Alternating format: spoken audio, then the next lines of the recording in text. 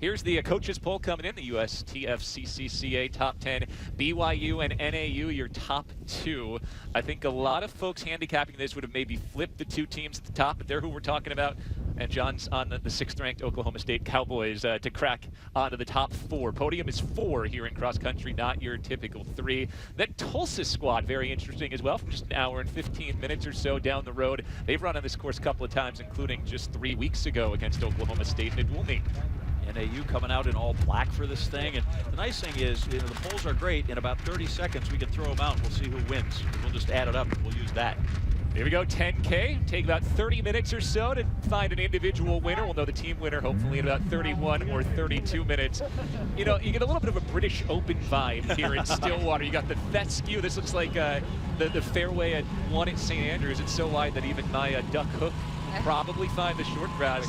Then it narrows down after about the first kilometer into a much more traditional course. But it is so wide here at the beginning and allows every team a chance to really sort itself out here. And we should point out, if there's any agronomists watching, right, it's a Bermuda grass. And so right now, because it's spring, it's dormant, and that's why it's brown. And if you were here in a couple of weeks with some warm weather, it would be really green. But again, I've lived in Oklahoma a long time. When it's really green, you don't want to be out running, because that means it's 90 and 100 degrees out. So I'll take brown and 60 over green and 100 any day. Carrie, you know that. You've been out there putting on those miles. Yeah, and you know, when I started this course yesterday, I didn't race, although in my mind I might have been racing. But you know, for the men, this is an interesting part of the race. They do this first 2K loop, and it's quite flat. And so, you know, this is where the men maybe had a little bit of an advantage doing 10K and also this first 2K of that 10K. They get to warm up. They get to kind of relax, not think. You know, in running, a lot of times, especially these longer races, you turn your brain off for as long as you can, and then you start to think, and then you start to move. By the way, in news that surprised absolutely no one who has watched Wesley Kiptoo run this year. In a minute and 30 seconds, he is out in front, already leading this pack. How about Notre Dame? They had their top 6 all in the front 10 early on as well, so well organized out of the chute. Here is the group for BYU. Mentioned Connor Mantz. They've got a really strong group. Casey Klinger is also a likely top 10 finisher. And then there's Northern Arizona. We've talked about Grijalva. Carrie, you started talking about Nico Young, only a freshman. There has not been an American true freshman to win the championship since 1988. He has the chops to do it. And Bobby Kennedy is a name that everybody knows. He, being in that conversation, Nico Young, Bobby Kennedy, pretty amazing. But yeah, you know, right away I think we knew Wesley was going to take it out. Now, is that 5K still in his legs? We don't know, but this is how he runs. And are there guys that can stick with him? I think you're seeing the guy right there. You just passed us on the screen. Connor Mantz is the one that's really eyeing him right now. That was the serious question for Connor Mantz as we're through that first K, and you see Stanford's entry list as well, team that should contend for the podium today. If you're Connor Mantz and Wesley Kiptoo goes out in red lines like this, because what Wesley Kiptoo can do is just grind you into the dirt for 10 kilometers, do you go with him or do you sit back and worry about the team race? Connor Mantz is a racer. He's going with him right now, and he'll worry about the team race by trying to stick with Kiptoo the whole way. Here's you have your answer, right? Yeah. Out they go. You can't see the gap as well from that view, but those fellows right there have decided to put it on from the beginning, and I don't know necessarily they'll pull everybody along, but they let them know that the race has started right now. We're not waiting till 3K. We're not waiting till 5K. We're in the first K and come through in 2:30, and we mean business. And you know, John, Michael Smith from NAU, the head coach, said that they decided to wear black today as a way to maybe hide themselves in there. And I'd say it's working on me. I was looking at that lead pack and thinking we were missing a lot of lumberjacks, but they come through the first K, and Blaze Farrow, Abdelhamid Noor, and Luis Grijalva are all in the top 12. Nico Young's in 18th place, so NAU in a good spot so far, with BYU also off to a strong start. Ed Eyestone, the BYU head coach, Carey, said that he thought the biggest key to their win in Terre Haute in 2019 was they had a really good first 2 kilometers. And right now they're doing that again. BYU had 5 in the top 21 in the first kilometer. 6 ACC teams here, led by the ACC champ from Notre Dame. 4 teams from the Big Ten, just 3 from the Big East and Pac-12. Again, John, you mentioned it, missing Oregon. Their team focused on indoors, winning the men's indoor team title. Only Jackson Metzler of Oregon is here running individually. Yeah, first time since 2011 the Ducks haven't been in this meet. Just, when they ran it last time, Cooper Tier finished 6th, so they certainly have the guys that can do it, but we've heard all these coaches. It wasn't really a fine line to walk. They chose one or they chose the other. Indoor track, or they went cross country, and they made their decision. They didn't look back, and we were going to maximize what we're going to do. And certainly for the Ducks, indoors, that worked as Robert Johnson's squad put up the 2nd highest point total ever with 79 and 6 individual champions. Also an individual champ in the 5,000 for Iowa State over there in Fayetteville. That man right there, Wesley Kiptoo. And Ed Eyestone and BYU made the exact opposite decision of Robert Johnson and Oregon, talking about maximizing this weekend. Ed Eyestone told us he'd rather have 1 championship than 2 podiums, and that's why they put all their eggs in this cross-country basket. Right now, they're still out in the top spot with the ACC champs from Notre Dame running really well through that opening kilometer as well. A couple of mid-major runners back there in 3rd and 4th place. You have Iona and Hofstra represented. Ihab El-Sandali of Iona and Alex Masai of Hofstra in 3rd and 4th place right now, leading that second pack with Luis Grijalva of NAU up into 5th. Come through the 2-kilometer mark, 5:23 for Kiptoo. Connor Mantz just behind, and we got about a 3-second gap. And when BYU made that choice as well to focus on cross country, they did give up some things. They could have been a podium team for sure in indoor. They had the 3 fastest times in the 5,000, and so those kids that run that, Mantz and Casey Klinger and Nico, those are guys that gave up a chance to be All-Americans. Now, they'll be All-Americans here as well, most likely with their finish. But you got a chance to win an individual championship, and here you sacrifice because you want that team trophy, because it's that big a deal to have the natty. All right, the chip. John, 2K through, we're already seeing something that is really pretty surprising. Northern Arizona had 4 runners in the top 10, yet they still trail BYU because, hey, 4 is good, 5 is great. BYU has 5 runners in the top 30. NAU's 5th place runner right now, Brody Hasty, is all the way back in 73rd place. Drew Bosley of NAU back there in 75th place, and that's what is dragging them down to 2nd place right now. You can see that head-to-head. They're going to need Hasty or Bosley to make a big move back, because right now BYU has that tight, compact team with Klinger, Garnica, and Armstrong basically running shoulder to shoulder in that 2nd pack. Well, they have some time to straighten these things out. It's not late yet. Sometimes it does get late early, but in this case, I think better to respect the distance in the full distance than try to push out there into the unknown too soon. Well, maybe getting late early if you're trying to keep pace with Wesley Kiptoo, because he has left Connor Mantz, who's fallen back shoulder to shoulder with Hofstra's Alex Masai, and this is going to be something that if you've watched Big 12 racing this year, you watched the 5,000 NCAA indoors, we've become familiar with. It's Wesley Kiptoo running on his own. Kerry, his coaches say that he doesn't really pay attention to people running around him. He doesn't even really pay attention to splits. He just knows how hard he can run, and he goes and runs that hard. It's a simple sport when you really think about it.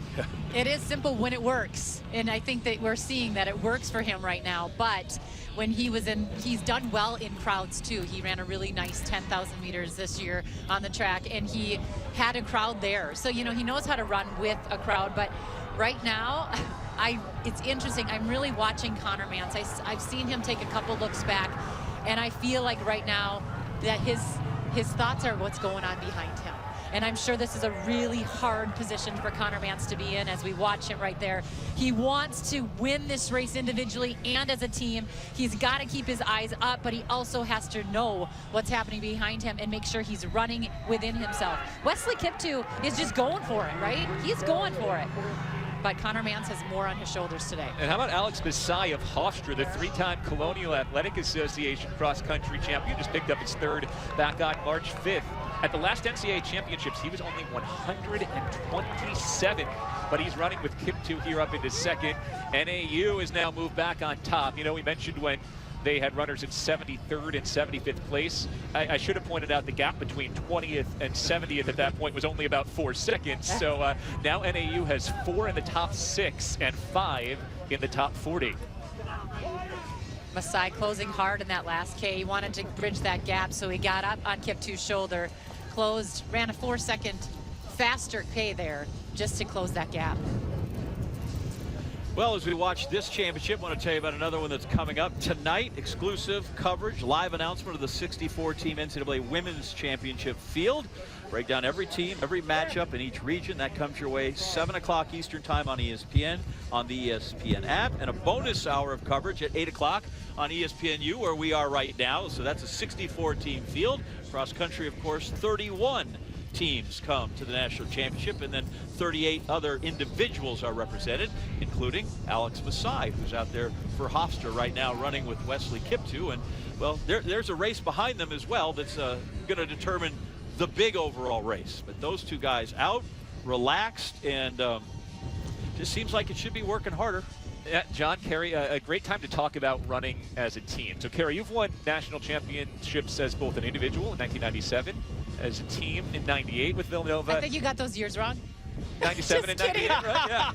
Yeah. Well, oh, no, 2014 and 2015, yes, right? I'm not that old. Defending champion. Yeah. No, but so you look back to that time, and that year that you ran and won individually, you didn't have a team with you. Your team had some bugs run through, so you didn't qualify a team. You were running totally on your own. The next year, you're running thinking about the team race. So tell me how different that is to approach 97, which we'll take a look at you winning individually, and 98 when you knew you had the team to worry about. Well, that's why I think I'm feeling right now for Connor Mantz. You know, when I came by I had 2 other women with me. There were 3 of us in 97. When I won my race, I could focus on me. And then when I came back after an injury and was just kind of getting out there to run for my team, then I needed to, you know, kind of think a different way. So I feel for Connor Mantz right now because he's not running for the win right now individually maybe. He's got to think about his team. Well, the reason I bring up the team tactics is because if you notice that second group behind Mantz, you saw 4 black jerseys running entirely together. Yeah. NAU is executing this team plan to perfection. They have Luis Grijalva in 5th, Abdahami Nur in 6th, Nico Young in 7th, and Blaze Farrow in 8th. Farrow's a guy who Michael Smith was just raving about how he was going to have a big impact here. Hey, you might want to pretend that it wasn't 23 years ago, Kerry, but here we are, the 97 cross-country championships. SD video. We're not even in HD. Oh my goodness, couple looks back here. Amy Skira's in 2nd. It was pretty amazing. Look how tired I was from that little blip. Those hills in South Carolina were nothing like they are here. So it was an amazing day. But, you know, speaking of BYU, I just think that that's what's so important today, talking about that team championship. It's amazing to win on your own, but it's really fun to win as a team. Well, right now we're seeing some real separation. NAU is at 41 points. If they can keep that number sub 50, that is just a remarkable number. You see that in conference cross-country meets. You don't see that at the national championship. Notre Dame is running just a phenomenal performance out of the ACC up into 2nd right now. BYU's got a couple runners outside the top 50, currently sitting in 3rd as we look at the last 5 championships. That Syracuse surprise in 2015 out of the ACC, NAU for 3, and then BYU in 2019. Should we announce that you browbeat the guy making the graphics to get 2015 on there? We were content 2016, 17, 18, and then suddenly Bill pipes up. You know, we should really put in 2015 on there when Syracuse won. So. Hey, just going to say that the women's graphic had the last 5 years is all about consistency in the broadcast here. Nothing to do with the fact that I went to Harvard on the Hill. And in that, you know, they had a national champ there as well in the great runner Justin Knight, Canadian, who won an individual championship as well. So there you go, head-to-head. First place, but the 2nd place team now chasing Notre Dame. Not really sure that's the exact graphic we thought we would go, and there's the way to go. But right now, the Fighting Irish, a lot of fight. And again, how about the depth of NAU? And this is one of the things we talked to Michael Smith about this week. They've got 4 in the top 10 right now. They recruit superstars who give up their individual pursuits for the team national championship. And he said that starts the recruiting process. Basically, they say, hey, NAU cross country is a team sport. We don't care about individual championships. We want to win team championships. If that's not for you, go to one of the other 349 schools. I like that. He said we don't have time for divas. You know, we got to be here to run for that team championship, and they are looking so good today. And here is Michael Smith talking about building the team chemistry at NAU.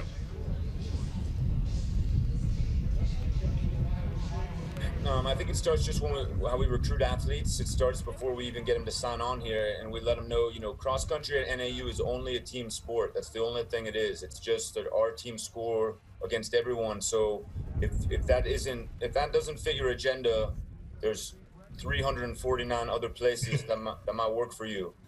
So we try to get people here that understand that, and we always stay true to that messaging. It's just our team, and so we watch out for pecking orders. We watch out for, divas. We keep an eye out for the energy that might infiltrate what we're trying to do here, and luckily, and we've got a good tradition of that. So. No divas for NAU, no divas up here in the broadcast booth either, with John Anderson and Kerry Tollefson, Bill Spalding. Glad to be with you. They're through 5K, and again, the depth of NAU right now is remarkable. But let's not forget about the run that Wesley Kiptoo and Alex Masai are having right now. Masai, the race of his life at this point to keep with Kiptoo. And Connor Mantz is sitting in what his coaches so admirably call the Mantz zone, his high pain tolerance. He's kind of in no man's land back there in third, not in contact with the two leaders, but well out in front of that chase pack as well. Well, he's done a nice job because those guys try to put some separation, and as you know, Kerry, for something that is based, you run with your people all the time. When you get out there alone and you get isolated, and if you're not in that pack and there's somebody out front, that's a lonely place to be with yourself and your thoughts. And as Craig Engels says, the great runner, he doesn't like to be alone with his thoughts, right? But that's a really hard spot. So now Kiptoo has decided that he'll have no more of that. He's going to put the hammer down here at the halfway point. But Mantz has done a nice job of keeping close enough there to still have a shot. All right, we're going to have to keep our eye on something, because all of a sudden Notre Dame has moved up into the top spot, and I am wondering where Abdelhamid Nur went. He was in the top 10 at the last split. He has not come through the checkpoint in the top 60 at this point, which means all of a sudden, unless that is a data error, NAU has lost a runner that was positioned in the top 10 and is now back into runners that are currently sitting in 40th and 60th place, factoring into the scoring here. And how about a little No, he's there. note for Coach Chris Buckman's Arkansas Razorbacks. They went out and they took all their guys and they ran them all at conference hard, and they ran them all at nationals. And he said, I'm going to bring them over here, and we're going to give it what we got, and we're going to surprise people. But those are the Hog runners. That squad's got some tired legs, and they're out there giving it right now through almost the first 6K. Yeah, grinding up into third. Kerry, you're right, though. We'll get it corrected at this next split, because you just looked into that pack of 4 NAU runners, and Abdelhamid Nur was right in there. So somehow his data chip didn't quite register when he crossed over the 5K mark. We'll see that re-navigated the 6K mark. NAU still certainly on schedule for a score sub 50 at this point. And might I say, OSU's starting to move up a bit. You notice when they were 11th, I didn't have a lot to say, but they're coming up a bit. But I'm not sure that right now it looks like they have the legs to climb up onto the podium. They're going to have a big second half. One man who does have the legs is Wesley Kiptoo. We've talked so much about running it indoors and then trying to do it here in cross country in this unusual year. Wesley Kiptoo wanted to hear nothing about it. He said, I run 5,000 and 10,000 at championship track meets in back-to-back days. He's not worried about it here. He's running so well and looking like he doesn't have any fatigue on those legs. Connor Mantz has moved up into second place ahead of Adrian Wildschut of Florida State and Connor Mantz of BYU. Closing that gap on Kiptoo there a little bit. This is something that I was wondering. He's now seen the course. He's obviously run this course before, Kiptoo has, but he's seen the whole 5K. Now he's going to tackle that last 5K. Does he have to preserve a little bit? Because I think that he's got that 5K in his legs. He knows he's not losing anybody, right? Even with that little bit that he had the first lap, or the first big lap of the 5K, I should say, the big loop. He did not lose anybody. They were just there. So now is he going to conserve a little bit of energy and then attack again? I don't know. Is he letting everyone in? And what kind of game is he playing? Right, because the indoor 5,000, where he just kept going around and around and around and laying down this same number, he's thrown in some surges, which you find over more of this distance. He's kind of tested his opponents, and I think that's probably what he's looking to do here. We surge out, see if they can go, they come back. So I think he's got a lot of run left in those legs, but instead of just maybe that steady, see if you can grind him down, it feels like he's just, you know, he's poking at the guys behind him to see what they have. All right, we did get confirmation that they're having an issue with Abdelhamid Nur's chip. So he is out there. He's still running in the top 10. I was promised that the math would be done for me. Going to have to do a little bit of math here now, John, but take out a 45 in NAU's score, which runs them down to 35, add in a 6. So they're somewhere in the 40s again. Well, 39 points. Yeah, well ahead of Notre Dame. But based on registering chips, looks like the Irish are still out in front. What we can tell you is Notre Dame is running in a really strong second right now, and the Irish haven't been on the podium in 15 years, since 2005. Alex Masai now moving up shoulder to shoulder with Wesley Kiptoo. Masai started his college career at JUCO, 3 years at Hofstra, 3 CAA championships. And then there's Connor Mantz there in third, kind of throwing the arms a bit. And the arms become very important in these hills. Guys, there's space. There's space. It's 10 meters wide the whole way around. But obviously, if I can be right behind you, then you can break the wind for me. So there is that. But, you know, yeah, there's room, fellas. But John, the tangents on this course are so crucial, and that's what you can see is they are running the tangents. And this course kind of feeds you into the tangents. But if you want to run more and let Kiptoo run less, not a good strategy. Yeah, you know, you want to make it a 10,000 meter race. You don't want to make it 10,185. Yeah, and you know, I've been seeing people are talking about saying that the hills don't look that bad. If you're not here, please don't say that. This Right. is probably one of, and we've heard it from all of these amazing coaches, this is one of the hardest courses out here, and right here is where these athletes are starting to feel those hills. All right, Abdelhamid Nur's chip is back and working, and you're going to see the difference that makes here as Connor Mantz and Wesley Kiptoo lead the individual race. But NAU is going to have one of these really low scores once again. By the way, we haven't mentioned his name all that much, but Adrian Wildschut of Florida State, who finished 4th in that same race Kiptoo won on Friday, the 5,000, running really, really well. He kind of came in under the radar across country because he didn't run in the fall. Coastal Carolina transfer did not run at the ACC championships held in the fall, but he's won a couple of meets here in the springtime. He won the 3,000 at ACC indoors, and he is right there with Mantz and with Kiptoo. So 41 points for NAU. Wow. They came in well rested and loaded up for what was going to happen here. Now there's still, you know, a quarter of the race to go.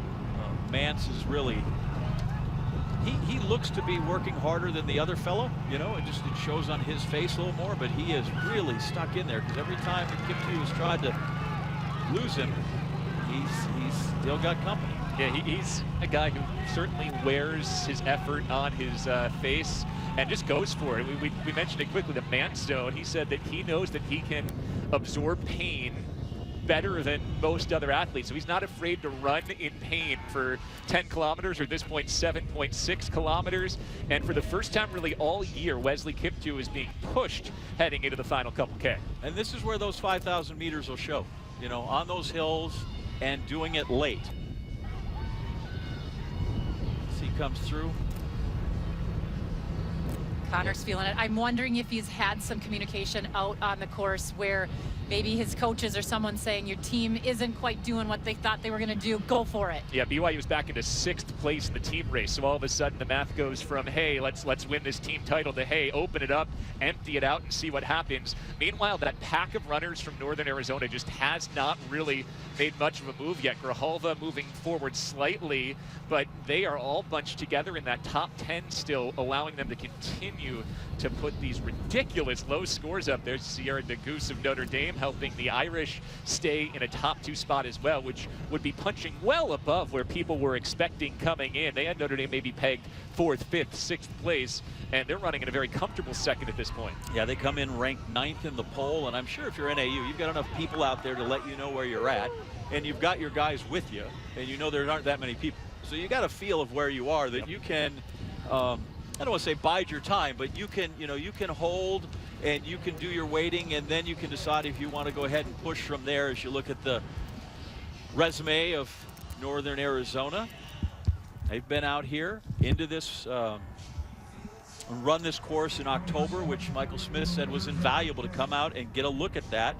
And in that race, Luis Grijalva beat Connor Mantz. So it's good to have at least once around, and they know where they're going. And John, if the Lumberjacks hold on here, I'm going to propose something. I think they need to stop at Daylight Donuts on the way out of Stillwater because Drew Bosley, who's currently holding their #5 spot, said he had to give up donuts when he came to NAU. Said in high school, the biggest difference from high school to college is in high school he took Sundays off from running, ate 4 donuts every Sunday and watched the Packers play. No donuts allowed in Flagstaff, so give him a chance. They win the national championship. Well, he did something right in high school. He won the Foot Locker championship. I mean, he's clearly got so much talent, so maybe a donut or 2 is okay for him. That's exactly what I do every Sunday without the running. I sit, I eat 4 donuts, and I watch the Packers. Oh, stop it with the Packer talk. I have the training of champions. Donuts must be a thing with these guys because Georgia went 1-2 in the heptathlon at indoors, and the teammates and Kyle Garland had to buy his boy donuts, a dozen donuts, because he got beat. Hey, kids, eat more donuts. Let's not sleep on this team race yet, though, because Notre Dame's tightening it up. It just got to 16 points. The Irish are having a super consistent race. They're #5. Josh Mechner is in 30th place overall, so all 5 in the top 30. We mentioned Nagoose, who's up in the top 15. Danny Kilry is in 11th place. Dylan Jacobs in 14th place. Andrew Alexander in 19th place. So NAU still has that strong top 4. 4 in the top 10, led by Blaze Farrow, actually the top-placed NAU Lumberjack right now in 5th. Grijalva has fallen back to 10th. But the Irish have a strong 5 right now. And again, BYU's kind of fallen off the map on the team race, so Connor Mantz trying to salvage something in the final 1.3 kilometers. He has the lead ahead of Wesley Kiptoo. You know, watching some of the workouts that they've been posting and hearing the NAU team talk about maybe some ups and downs that they've had through this season, they've been working really hard on the hills. And, you know, you've watched Farrell and Nur have really good workouts on there. Grijalva was a little bit back on one of the workouts that I watched. You know, I think that they have so much depth, but yet those top 4 guys, couple question marks, even with Nico Young. You know, he didn't run anything in the fall, had a couple little blips, but he's been on fire when we've seen him. So really talented, but still a lot of what ifs. And I'm telling you, 8K to 10K, yep, that's a totally different story. And we got 1 more kilometer to go. Let's see who absorbs these hills here down this stretch. By the way, if Connor Mantz picks up the win, he'd be the first American man to win this race since 2008. He tells us he wants to get into marathons. Well, he'd be following a pretty good legacy. Galen Rupp, the last American winner of this, a guy who is in A-OK since making the move to focus on marathons. I thought you were talking about his coach at Istone. He had a pretty good 10,000 meter record and marathon record, but look at him go. And this is what he did when he was racing Nico Young. He put the pressure on. Nico came up on him. He put the pressure on. Nico came back. He put the pressure on again, and then he won. This is what he has to do to run the legs out of Kiptoo and Wildshot. He has to put the pressure on because he is that distance guy. And he's done it so far. He's now 4 seconds ahead of Wildshot. He is more than 5 seconds ahead of Kiptoo, and then it's a 20-second gap back to 4th.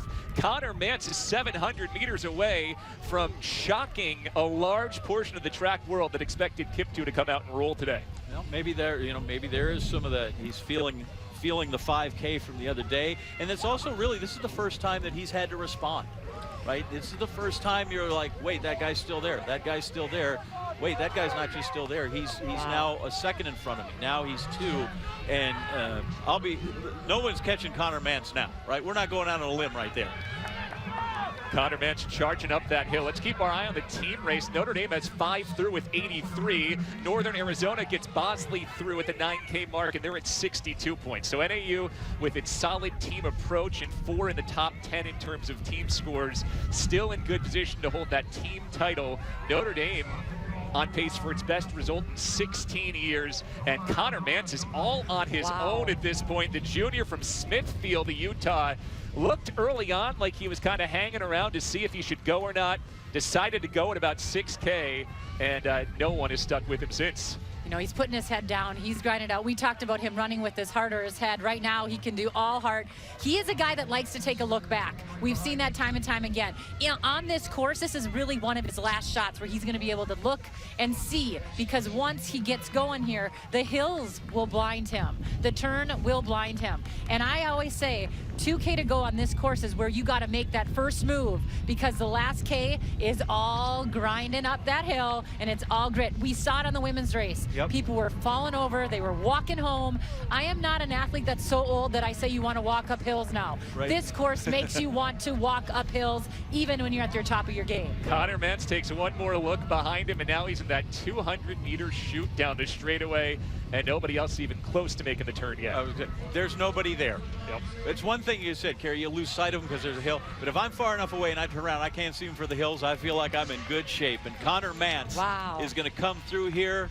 Dave Smith said 20 minutes even will win it for the women's side. He said 30 here, and Mantz is going to crush that when he comes through. He just welcomed the rest of the NCAA to the Mantz zone. Connor Mantz, the first American man to win the NCAA individual cross-country title since 2008, wins it for BYU. Here comes Adrian Wildschut, also separating from Kip Dewes. This is going to be a strong run for the FSU senior runner. He's through in second. Wesley Kiptoo will have to settle for third here after his win on Friday. Now we watch that team race, and here's Nico Young bringing NAU home. He's through in fourth. Blaze Farrow is there in sixth. Abdahami Nur is there in seventh. Luis Grijalva is there in ninth. And now you wait. You got 4 in the top 9 for NAU. They need to bring Bosley home to make it 5. Seeing some of the green of Notre Dame as well as we search for Bosley making his way down. There's 4 Irish runners, boom, boom, boom, across the line at the same time. And even though you don't count 5, if you can have a strong 6th and 7th, push a couple of people down, you can do it. Masai struggling home as he comes through. Here comes so early. Notre Dame's 5th, and Bosley's coming hard behind. So this should do it for NAU because they had those 4 in the top 10. Bosley's going to finish here back toward 40th or 50th. Again, we're having some issues with the folks coming across the line, getting that data to you, but the gut feeling unofficially at this point is that NAU has done enough to win the team championship.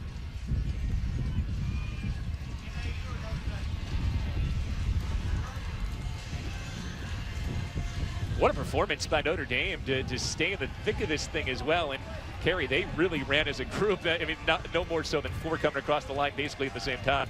Yeah, and I think that that's really important to see. I mean, when you are a young squad that has talent like that, to be able to stay together on a course where you can get lost. You know, they could see their green. There's not a lot of green out here.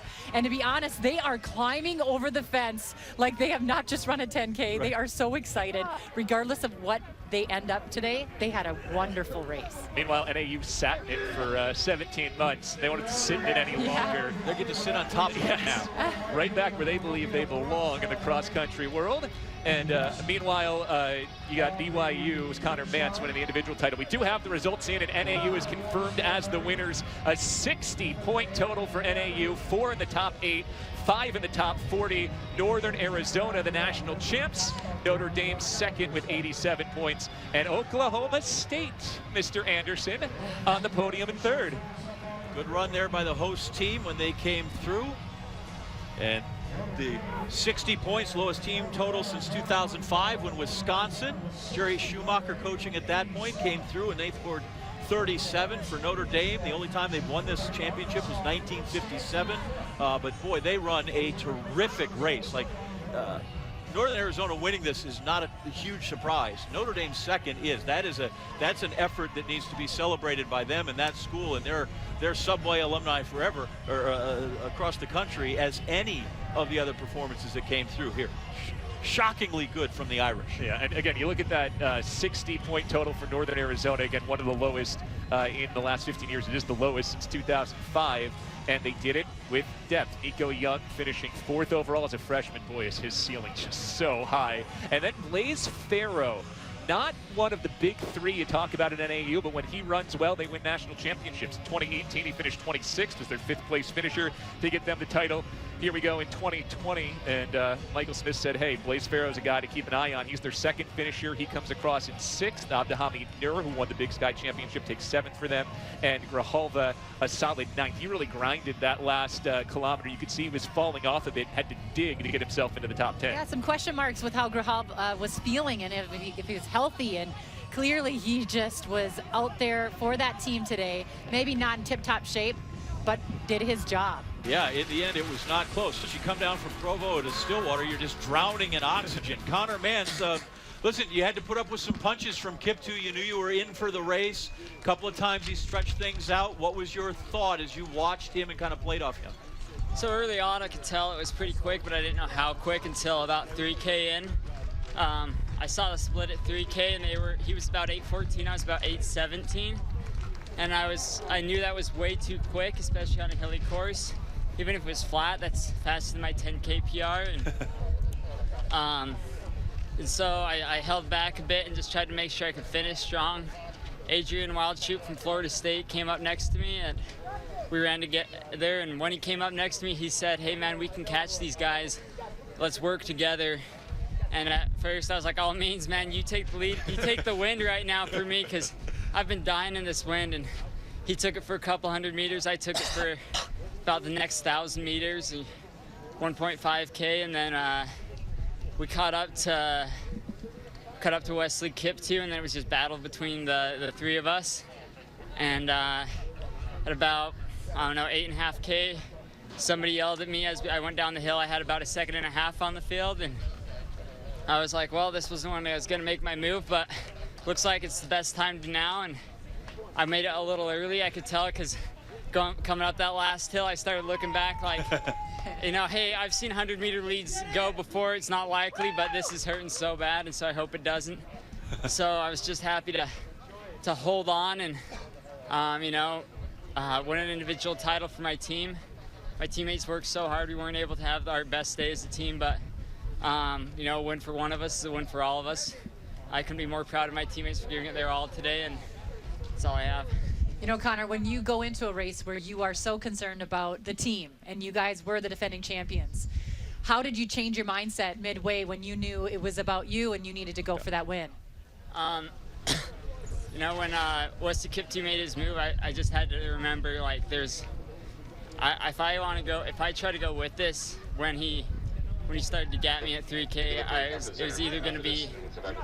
was either gonna go and you know, die, or I was going to have to be conservative and maybe have to fight for 5th place today. But I was very fortunate to have a second wind midway through the race with the help of Adrian Wildshoot. But yeah, having the team on my mind really helped me out with pushing through the pain. Connor, congratulations. First BYU individual champion since 2006, and he'll bring a title back to Provo.